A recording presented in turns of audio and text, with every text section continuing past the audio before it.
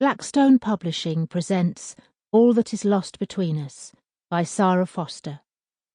This book is read by Julia Barrie. Prologue. Georgia. It was only a memory now. The three of them walking along the dark, narrow lane. The awkward silence that lingered in their footsteps. The phone buzzing insistently in her pocket. They had been there just a few hours ago, but already it had become a distant recollection of a time when their lives travelled in a neat, straight line. Georgia could see them vividly without needing to close her eyes. Hear the tread of their shoes on the deserted road. Feel the chilly late September wind toying with her hair.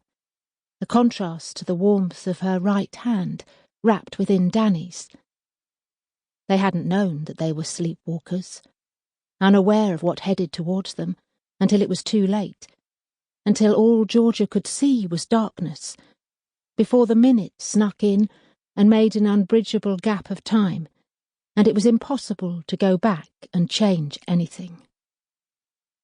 "You can take my car," her mother had volunteered at dinner time, when Georgia's friend Bethany had called and invited her over.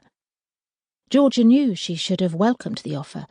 She was usually keen to practice driving, so proud of her brand-new licence, and Bethany's house was in Ambleside, a few miles away down a steep and winding road. But no, she wanted to walk. She would cut through the woods. She didn't add that she also wanted to drink.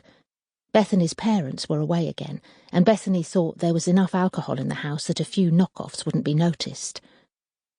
Georgia wouldn't drink too much, though, she had decided as she ran upstairs to get ready, because tonight she planned to confess everything to her cousin Sophia. It wasn't so much that she needed to get things off her chest, but rather that she was hoping to close the gap that had opened between the two of them since the summer. Sophia and Georgia had been best friends since they were babies, but for the first time things were coming between them. It had been fine until Sophia went away on holiday. But by the time she got back, Georgia had a secret. One so immense she could hardly believe it was contained inside her, because it also seemed to be out there in the world, waiting for her everywhere she went, adding its own slant on all that she did. So harmless at first, it had become a burden she couldn't carry alone. Her brain was increasingly tuned to this one frequency, a relentless questioning chatter she couldn't clear. She was hoping it was that which had caused the chasm between her and Sophia. Sample complete. Ready to continue?